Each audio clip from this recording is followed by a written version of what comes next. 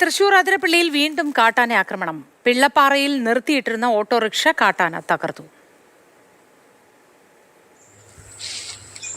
വീട്ടുകാർ വന്ന് അപ്പോഴേക്കും എല്ലാവരും കൂടി വന്ന് പടക്കം പൊട്ടിച്ച് ഓടിച്ചു. അപ്പുറത്ത് ലോറി കിടക്കണ കാരണം ഇത് റേഷൻ കടയിലേക്ക് കയറാൻ പറ്റാത്ത കാരണം ഓട്ടോ റേഷൻ കടയായിരിക്കും വെക്കണല്ലേ.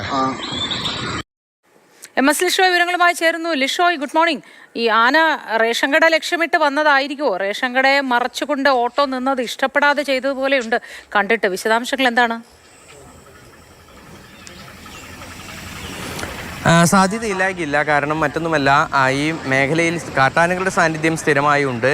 ഈ സ്കൂളിൽ നിന്നും, ഈ അതിരപ്പള്ളി സ്കൂളിൽ നിന്നുമൊക്കെ തന്നെ മുൻപ് ഈ കാട്ടാനകൾ അവിടെ കയറി അവിടെ നിന്ന് ഭക്ഷ്യവസ്തുക്കൾ ഉൾപ്പെടെയുള്ളവ തിന്ന ഒരു സംഭവമൊക്കെ തന്നെ കുറച്ച് നാളുകൾക്ക് മുൻപ് ഉണ്ടായിട്ടുണ്ട്. ഇതിപ്പോൾ ഈ റേഷൻ കടയ്ക്ക് മുന്നിൽ നിർത്തിയിട്ടിരുന്ന ഓട്ടോറിക്ഷയ്ക്ക് നേരെയാണ് ആക്രമണം ഉണ്ടായത്. ഓട്ടോറിക്ഷയുടെ മുകൾ ഭാഗത്തെ റെക്സിനെല്ലാം കുത്തി കീറിയ നിലയിലാണ്. കേടുപാടുകൾ ഒരുപാട് സംഭവിച്ചിട്ടുമുണ്ട്.